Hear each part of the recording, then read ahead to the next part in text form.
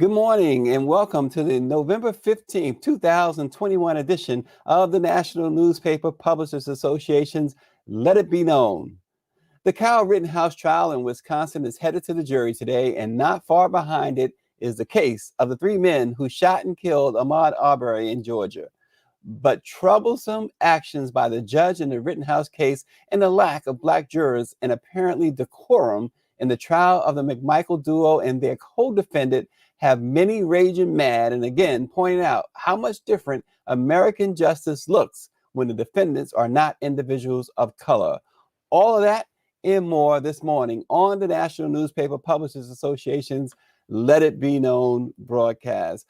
But first, of course, let's bring on the president and CEO of the National Newspaper Publishers Association, Dr. Benjamin F. Chavis, Jr. Good morning, Dr. Chavis. Good morning, Stacy Brown, and on behalf of the National Newspaper Publishers Association, representing 230 African-American owned newspapers across America, led by our chair, Karen Carter Richards, the distinguished publisher of the Forward Times in Houston, Texas. We greet everybody on this Monday morning. Got a lot of headlines, a lot going on. You're right. The contradictions in the criminal justice system in terms of race continue in America. It does, Dr. Chavis. But first, let's begin with this. In Detroit, oh boy, a fake landlord scam is going on with at least 1 of 10 tenants facing eviction due to scammers who sold or rented out houses they don't own. June Walker is one example. The 65-year-old woman finished paying off a rent-to-own house in more than 2 years, believing it would be her forever home. But she is now facing eviction after apparently being a victim of the fake landlord scam all along. In January 2019, Walker was finding a house with a more affordable rent when she was shown the bungalow, which was in poor condition. The house, which she was told cost $15,000, had missing windows, doors, furnace, water heater, and some plumbing, but she thought she could fix it up. A property manager named Maurice gave her a copy of the deed, which appeared to be from the owner of the house named Derek. She found some parts of the document odd, but she couldn't quite point it out since she had never seen one before, and she just trusted Maurice. Well, as the story goes, she got an eviction notice of her own, and she cannot find a trace of either Derek or Maurice. A number, we should say, of Detroit residents are being targeted in this scam that really targets people of lower income. And so authorities are looking into the case. The Attorney General is looking into this.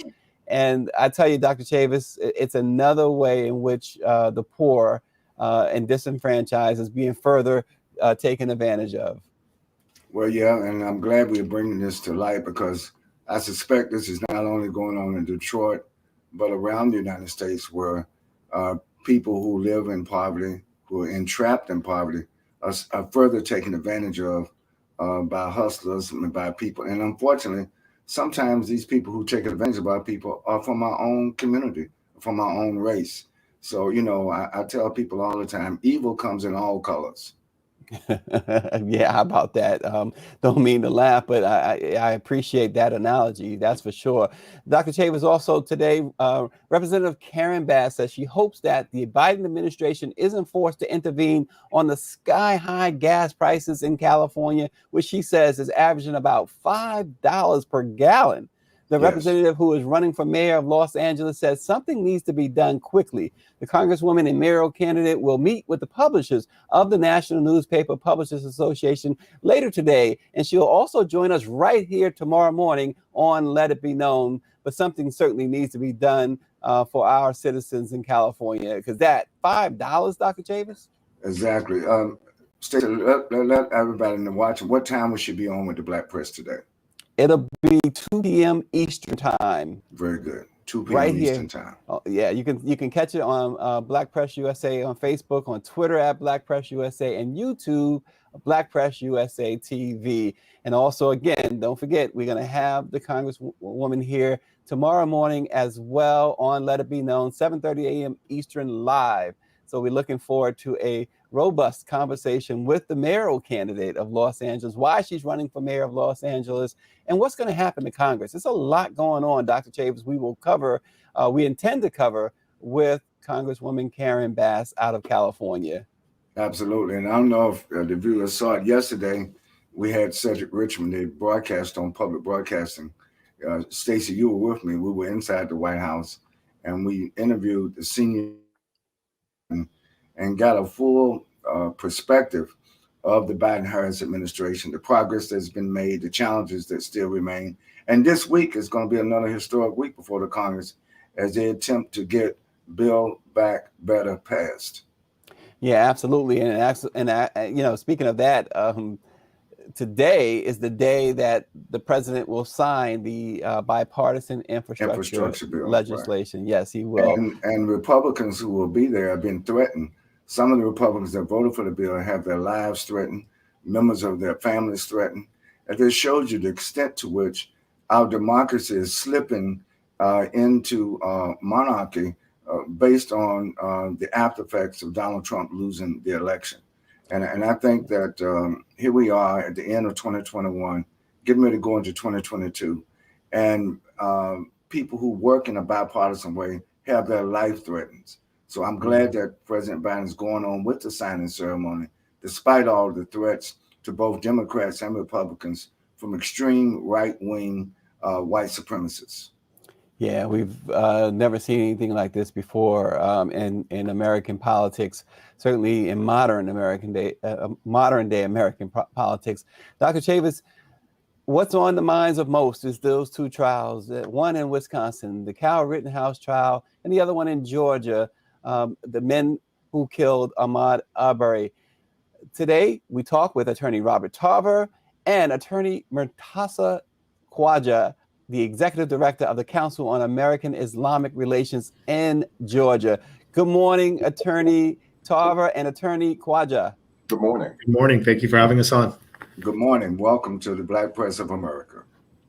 Yeah, so let's just first, I want to start with attorney Khwaja, and please, if I'm not pronouncing your name right, you can feel free to correct me, but I want to start there in Georgia first before we get to the Kyle Rittenhouse situation.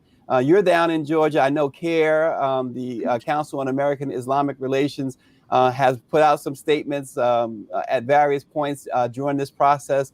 What's the feeling down there, number one, and how it's been handled, number two, because we're going to get to the Rittenhouse situation in a moment. And I will start by saying that just from our point of view, that's a travesty, the way the judge is handling that. How is it being handled there in Georgia?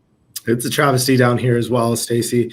We've seen this case be mishandled right from its very start, with collusion between the perpetrators of this act, of this murder of Ahmaud Arbery, and the police officers, as well as a DA who had conflicts of interest, another DA who had conflicts of interest that were documented and who both had to be removed from the case. That's how this case was started. That's how this case began, that in terms of the evidence producing and the evidence gathering portion. And then after that, it is continued. We have seen only one Black juror in over a pool of 1,000 be selected to sit on this jury. We have seen comments made about Black pastors and Black members in the audience saying that they're intimidating the jury, that they're intimidating the defense. These are really just old adages of Jim Crow coming back, of segregation, of Reconstruction coming back here in Georgia, where white vigilantes feel that they can act with impunity, knowing that the system is designed to defend and protect them, not defend and protect the victim in this instance, Ahmaud Arbery. Yeah, and before we move on, we got some breaking news. Dr. Che was just in from our publisher in Houston, the Texas, not Houston, but the Texas Metro News. Cheryl Smith is reporting that from her sources, Howard University students and administration have come to an agreement, and there will be a press conference later today. Texas Metro News has the story, texasmetronews.com. There is an agreement. The students will vacate the Blackburn building. Thanks to Cheryl Smith for breaking that news just now on Let It Be Known. Great news there, Dr. Chavis. Just want to segue just briefly before we get back into these trials. I know that means a lot to you. You're a Howard University I spoke alumni. to President Frederick over the weekend, and I suspected they were going to come to an agreement. I'm glad to know that they finally done it. Howard University is a great university, and the extent to which the student body and the administration can now come together and heal the differences and move forward, make progress for higher education of African Americans and other people, because the student body at Howard University is very diverse. It's a HBCU, Historically Black College University, but it also serves the general world global public.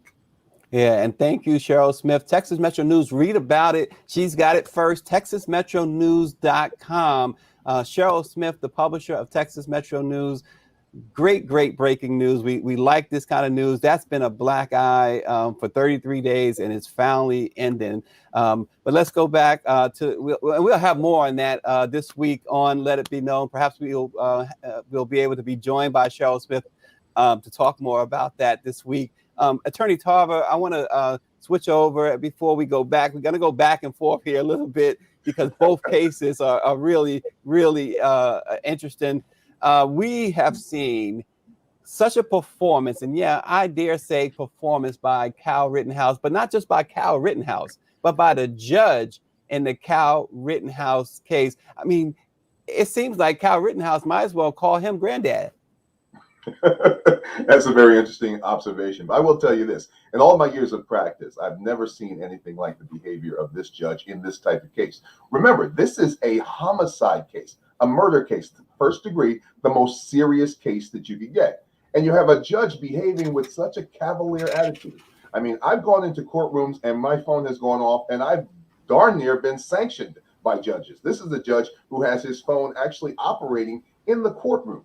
His behavior is bizarre. His demeanor is bizarre. The things that he's saying are bizarre.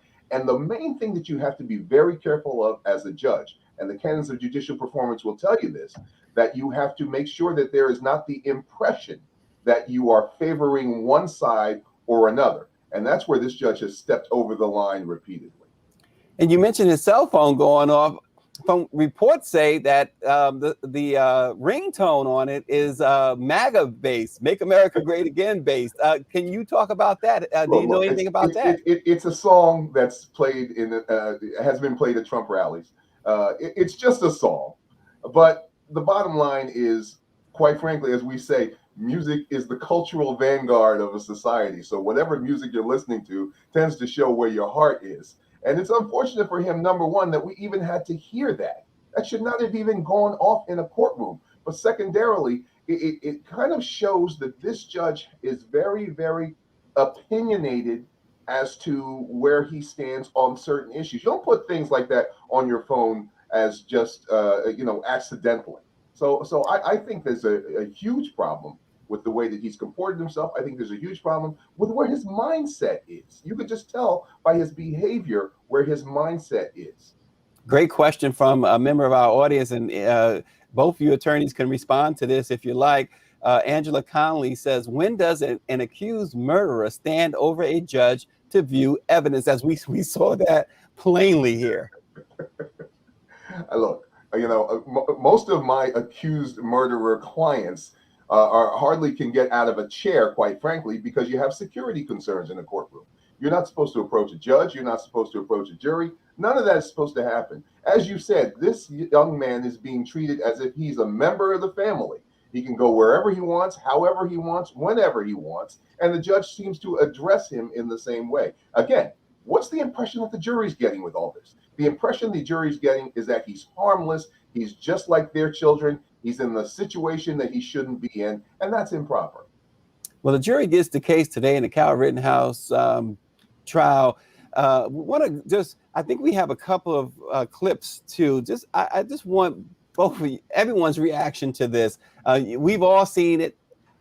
We've seen the performance. I called it a performance. LeBron James got in trouble for calling it a performance. But I'm with LeBron on this one. It was nothing short of a bad performance in my book. People say Academy Award performance. No, it wasn't. It was horrible. If we can once I take that step back, I look over my shoulder and Mr. Rosenbaum was now running from my right side.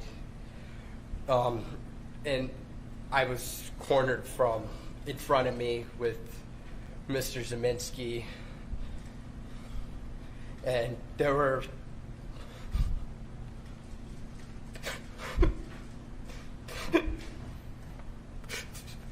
There were 3 people right there. Take a deep breath, Kyle.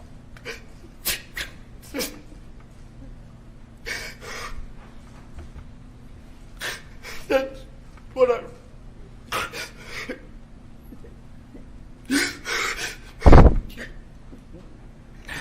That's what I run. We're gonna just take time for our break anyway. You could.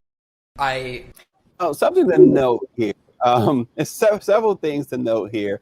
One, I didn't see any tears. Let me just say that. But the police who questioned Kyle Rittenhouse had said in the past, they said when they questioned him, he was so calm, and then all of a sudden he would do something like he just did there, and then he would go back to being so calm again. I know attorneys, you both have had experience with clients who are emotional, but what do you make of this, and what's the effect on the jury, more importantly, regardless of what we think about it?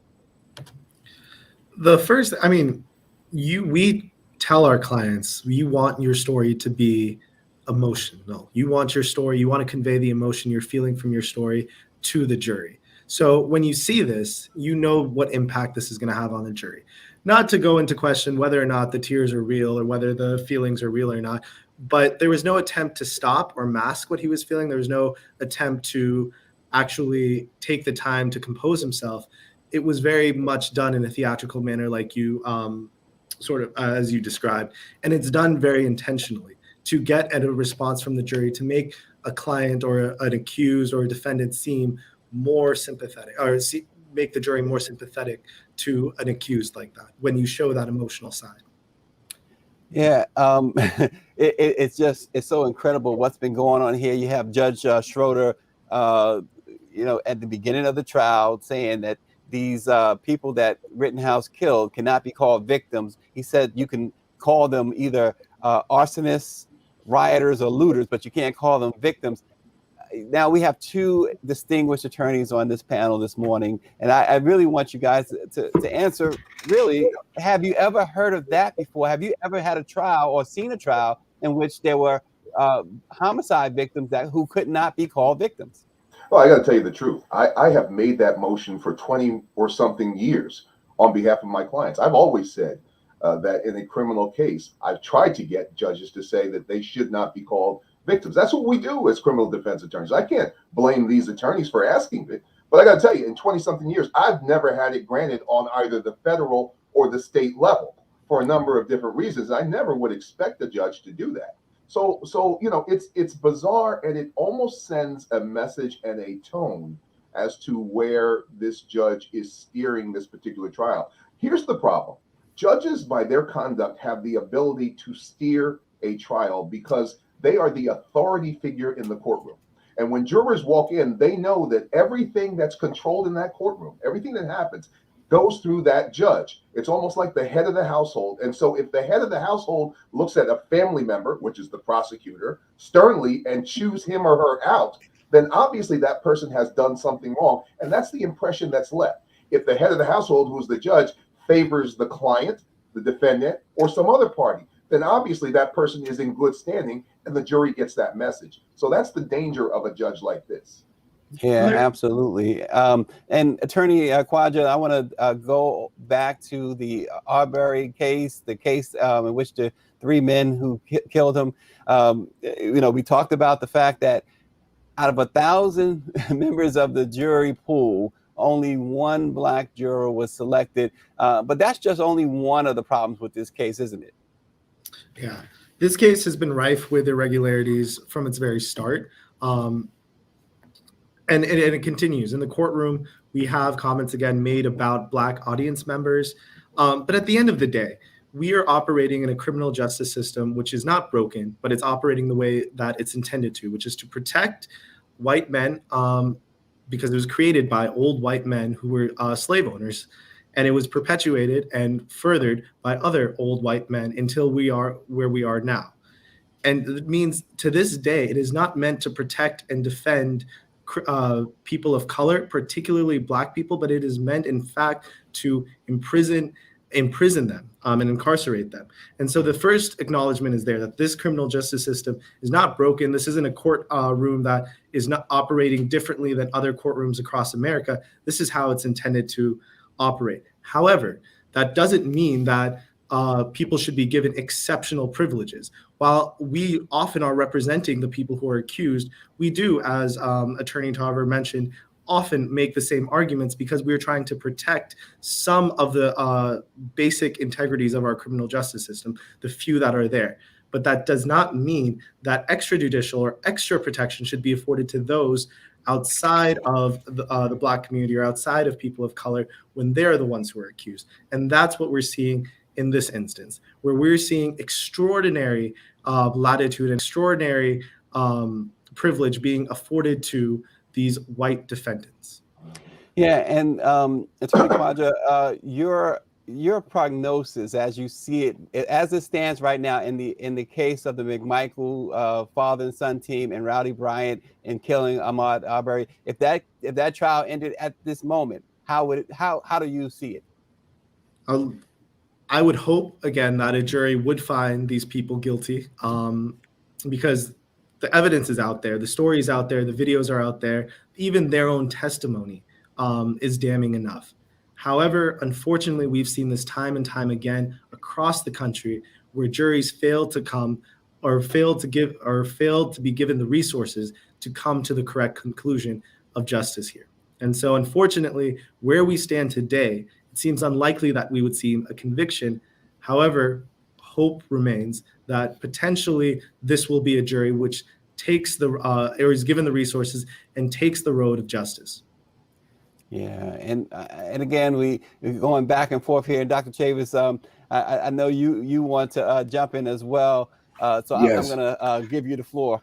Well, I'm going to first of all thank both of these outstanding attorneys. I believe that in Georgia and in Wisconsin, the judges are in collusion with the perpetrators of the violence, are in collusion with the perpetrators of the murders. And in both cases, the judges are also setting it up in case there is a conviction. These cases are going to win on appeal because of the disingenuous, unconstitutional, inappropriate conduct of both judges. I think this is a setup to get both of the perpetrators of murders of Black people exonerated. And if not, to set it up so they win on appeal. This happens, and I agree with our dear attorney from Georgia, that this is not out of the ordinary. This is how the criminal justice system works in America. And I think that we need extraordinary reform of the criminal justice system, and we have to reform not just the prosecutors, but the judges, the police, the appellate courts, the correctional system. Every segment, every connectivity within the criminal justice system is tilted against people of color. That's what systemic racism, that's how it's defined, and that's how it's operative. So we have to continue to press the case. They don't want Black preachers to come to the trial. Well, a lot of Black preachers are getting ready to show up. But besides showing up, we have to, the only permanent remedy for these cases is the total reform of the criminal justice system in America, not just in Georgia or Wisconsin, but every state. All 50 states are guilty of a priori, before the fact, racial discrimination. Yeah, and I am going to throw it to you in a second, Attorney Tarver. Just wanted to highlight our audience. They are writing in. James Wright, of course, who is a friend of the program. Would Kevin Go say anything about white pastors? He says. Nicole McDaniel says, unfortunately, both of these trials make us feel like time has turned back 100 years in terms of racial justice here in America. It's a sad and scary, yet the reality of where we are. Joni King says the law is created for Black people and to protect white people. And Bobby Henry, our publisher at the West Side Gazette down in Fort Lauderdale, Florida, says that perhaps we should induce an economic sanction to both those places Wisconsin and Georgia. Attorney Tarver, I know you wanted to weigh in. And as you weigh in, though, I do have a question posed by our producer, Greer Marshall. She says, should the mother be charged for driving a child to an armed protest? I think it's a great question.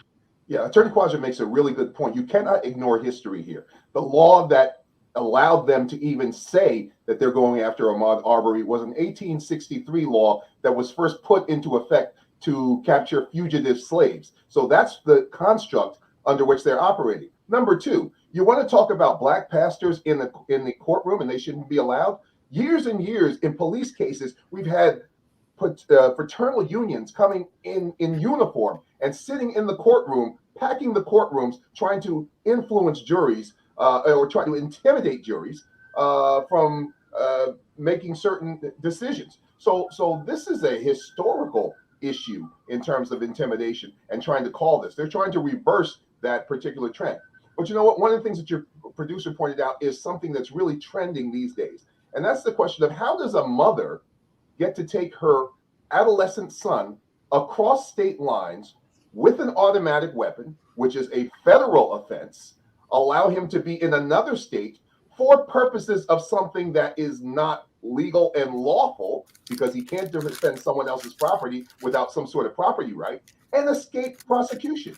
Why didn't the prosecutors go after this mother? Why are they not looking at this mother? She's the one who facilitated it. And quite frankly, if you look at her history and on the web, she's the one who basically planted these seeds of hate in his mind. And quite frankly, I'm willing to say without a doubt, those are seeds of hate. That's why he was there. So there's a lot of issues who are here, and they are all issues surrounding the construct of race and privilege. And we have to begin to address those. Both Attorney Khawaja and Attorney Tarver, you mentioned a federal crime here. Could we see if these, in both cases, or either case, Rittenhouse or the case of the McMichael brothers and or father-son team anyway, and Mr. Bryant, if there are acquittals, can we see the Department of Justice stepping in and bringing federal civil rights charges in these cases? I think it's possible in the Arbery case. I don't think it's possible in the Rittenhouse case. You know, quite frankly, that is a generally weak case, because anytime you get a situation where an individual has a gun and he's confronting another individual with a gun, and notwithstanding the fact of how he got there and why he was there, then you do have somewhat of at least a plausible claim for self-defense. So I don't think there's a federal claim there. But in the Arbery case, I think it's a different story. I'd be interested to hear what Attorney Quadra thinks about that. I think the documented irregularities that occurred initially in the Arbery case are something that help distinguish it from other cases, because here it's not just as saying the prosecutor was acting improperly. Here it is admitted and documented that multiple district attorneys withheld evidence and acted improperly to the point that they both had to be removed. So I think that gives credence to the notion that potentially the Department of Justice could step in. But again, I think it is a difficult, we would like to see justice happen where it is being tried right now. We don't want to have to rely upon the Department of Justice having to enter our communities to enforce our laws. But if our communities aren't able to do so, then I do think that is a plausible possibility. Well, it's so great to have both Attorney Tarver again and Attorney Murtaza Khawaja of CARE, Georgia. We've been following CARE, and we appreciate the work you're doing down there and across the country, really. Dr. Chavis, your closing thoughts? Yes. Well, let's continue. Let's don't lose hope. Let's don't get so frustrated we throw our hands up. This is why we have to continue to do this work. And I think the great work that CARE is doing, we support you 100%. Continue to fight for freedom, justice, and equality. And Attorney Tolliver, thank you for all the great work that you continue to do. But this is what Frederick Douglass said a long time ago. You know, freedom is a constant struggle, a luta continua. Yeah, absolutely. Join us tomorrow for a very special interview with Los Angeles mayoral candidate and U.S. Congresswoman Karen Bass right here on Let It Be Known. And of course, at 2 o'clock Eastern time today, Congresswoman Karen Bass will have a live with all of the NMPA member publishers. So join us there also at 2 p.m. this afternoon.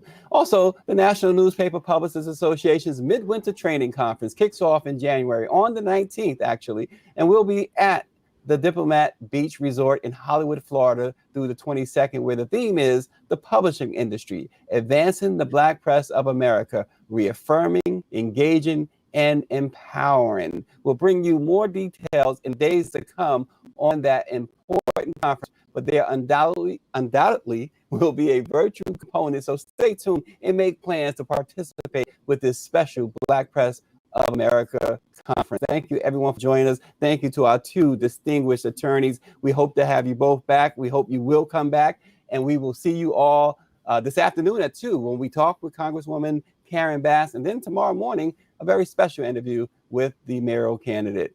Thanks for joining us. Everyone stay safe. We'll see you tomorrow.